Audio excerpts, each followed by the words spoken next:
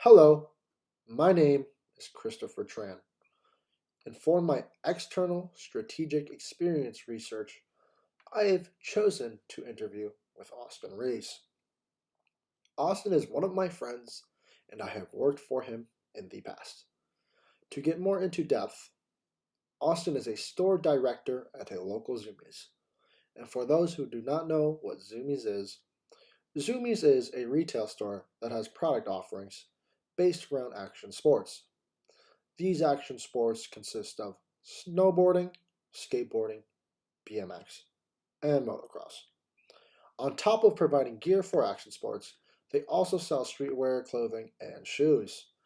The company has 698 locations that are all located across the United States, Canada, Europe, and Australia. Although the company has nearly 700 locations, roughly 600 of those locations are found within the United States.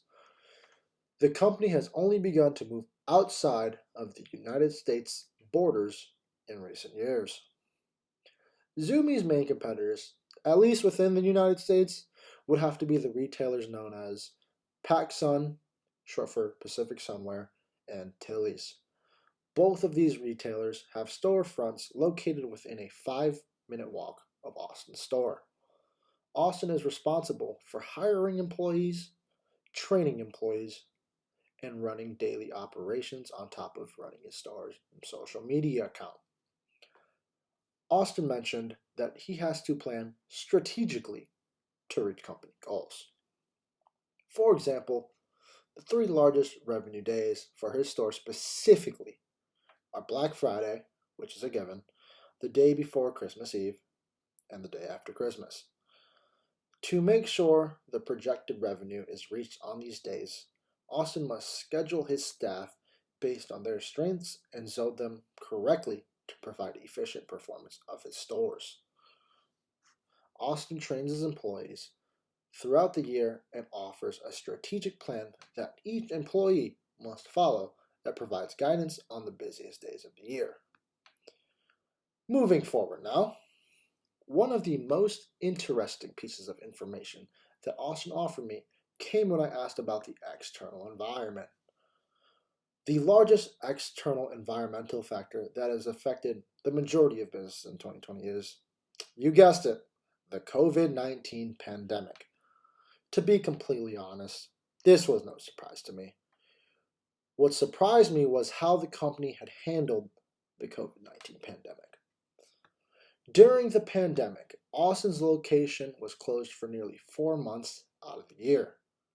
During the closures, Austin was designated to continue working at the Zumiez location and support omni-channel sales.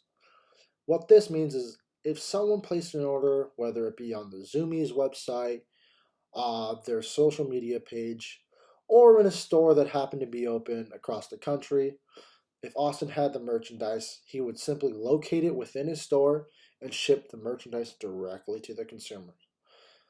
Typically, if a customer had placed an order, whether it be through the website or the social media store, the package typically would be shipped and delivered strictly through the online distribution center.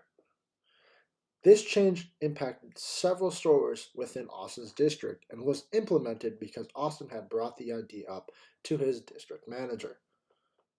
What Austin had done was a clear example of the concept of differentiation. According to Austin, Zumiez competitors, at least locally, do not offer omni-channel support in store.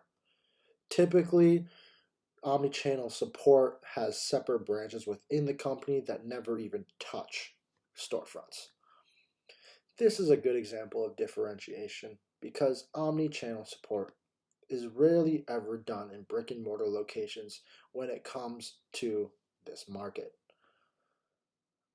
Moving forward and on to the next thing that I found interesting was that a concept that recently touched Zumi's portfolio would have to be diversification.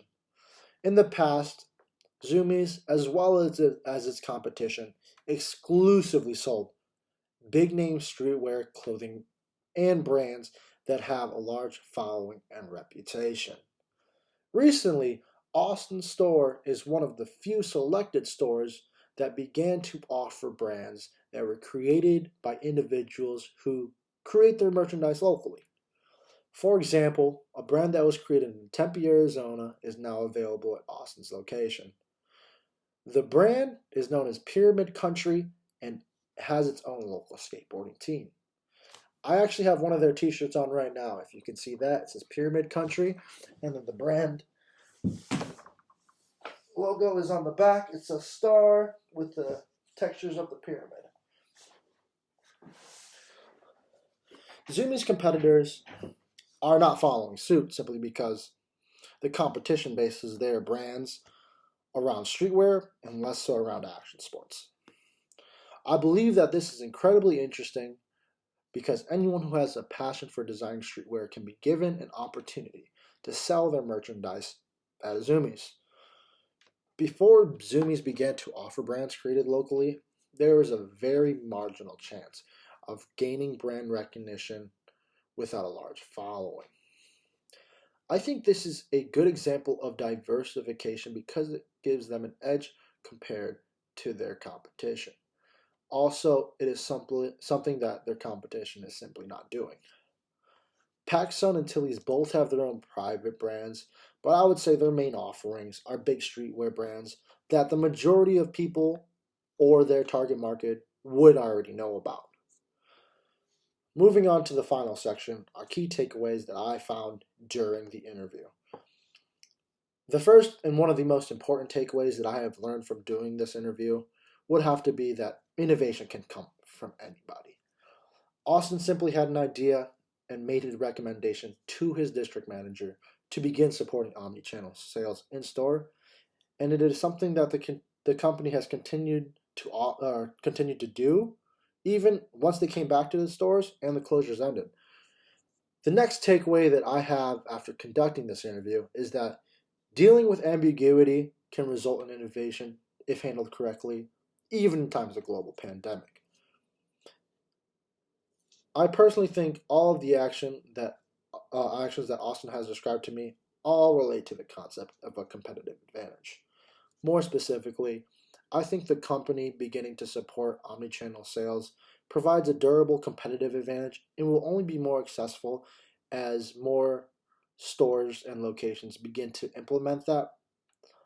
Also, offering brands that were created by local individuals provides a competitive advantage because there is a trend that has increased popularity of supporting local brands.